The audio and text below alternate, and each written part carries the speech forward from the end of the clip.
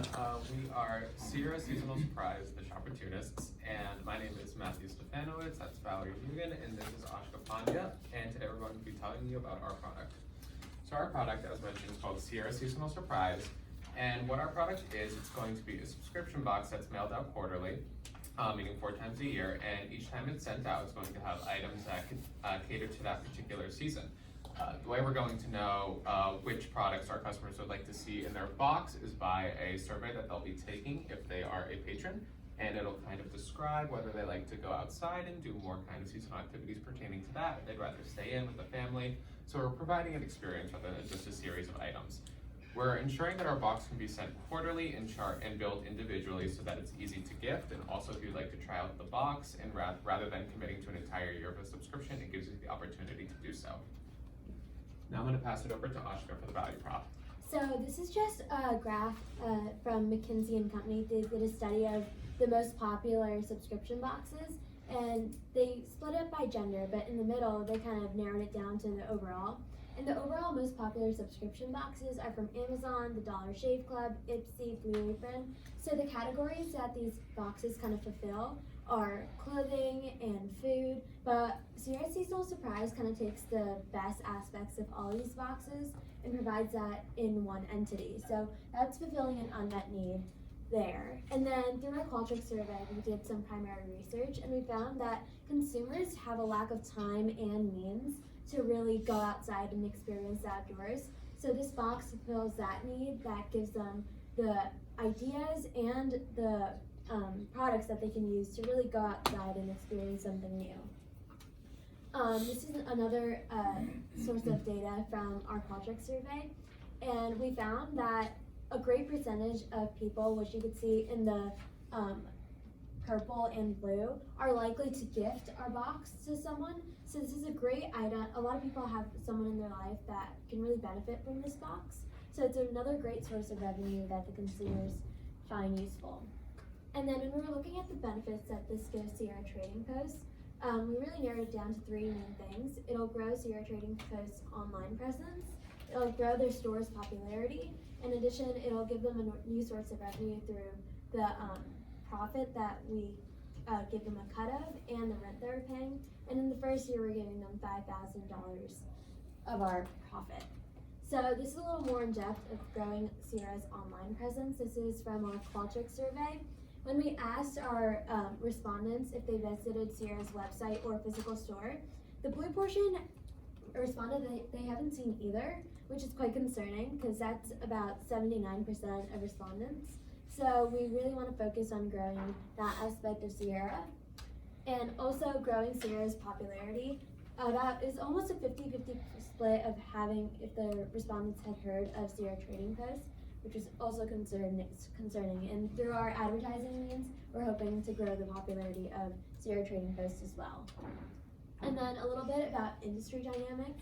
This is just the monthly visits of the subscription box industry, and it's been an 890% increase since 2014, and that's just looking at the popularity of the industry. But when we get into the numbers, we can see from 2014 to 2018, the sales of subscription boxes have grown exponentially, and in 2018 it was valued at $7.5 billion, which is a great time to jump in now. And then a little bit more about our target market.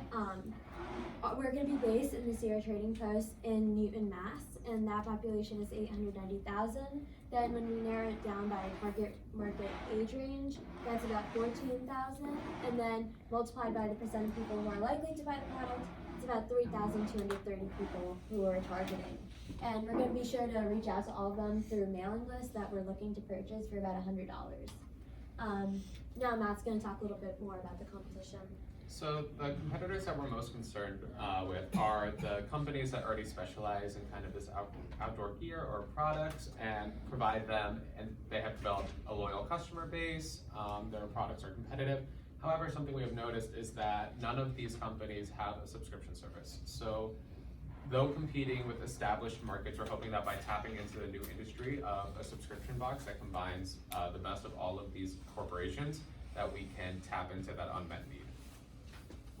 So our marketing plan, we're going to try and utilize the growing social media presence because that's a very simple way to market, and it reaches a very broad audience. We're thinking about news sites, which are priced at about $250 per spot on an article, as well as an email list, as Ashka mentioned, which we will be buying with the market of people interested in the outdoors in mind.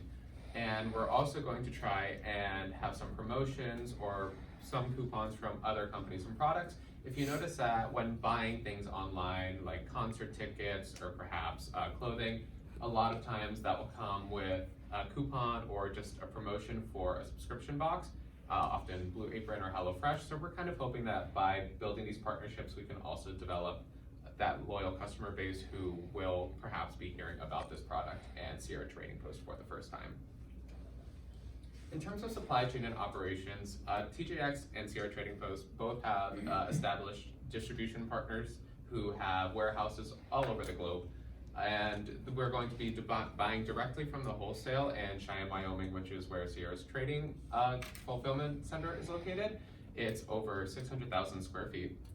And we hope to develop a partnership with the various facets of Sierra Trading Post, including the vendors that are buying these goods for the discount price and then putting them in the fulfillment center, or the, again, distributors of the products in general. So by buying directly from the wholesale curated, we're going to be developing relationships with the vendors, the distribution centers, and overall just establishing a relationship there and building some reputation.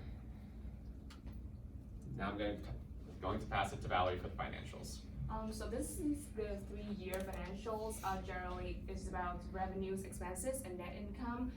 So we're gonna lose money in the first year, and we're gonna break even and make profit in the second year, and also make profit in the third year. And the detailed revenues, expenses, and capitalization in 3 years is gonna be detailed in the next slides. So for the revenues, for the first year, we're gonna expect it to sell 808 volumes because it is about 25% of our target market. And so in year 2, we're expect to reach 50% of them, which is 1,615 units. And also in the year 3, we're gonna expect to reach like full base of our target markets, which is 3,230. And with our average price is $150. So for the expenses, for the year we're gonna start, we're gonna have to be $200,000, and in year 1, this is the projected cost, which includes the rent, boxes, the goods, the wages for the team members, and also because we're the online based business, so we're gonna spend a fair amount in advertising through purchasing the email list, which is 100 per 1,000 emails, and we're gonna have a kiosk inside a Sierra Trading Post, and also we have the office space in Union. And starting from year 2, we're gonna spare 15% of our net income, which is $5,000. So for the capital requirements, we're gonna loan from the bank 50% of the expenses, which is $100,000, and the rest of it is gonna be spread equally between the family and friends and the team members. So because we lost in the first year, so we're gonna have to loan more money in after the first year, and because the year 3 we're gonna make profit, so after year 3 we're not gonna need more money. So for the human resources, we're gonna base on the plant culture, which is a family-like environment. We're gonna encourage a clear communication, more flexibility, and we're gonna welcome new ideas and feedbacks from the team members. And on the staffing plans, Mange is gonna be the manager, Matthew is gonna be the CMO, I'm gonna be the CFO, and Ashka is gonna be the COO. And we're gonna need 1 or 2 more employees after the 3rd year because we expect high growth for processing orders. So to summarize, the subscription box market continues to grow dramatically, and the competitors do not offer the same service. So this is our advantage, and our product is very competitive.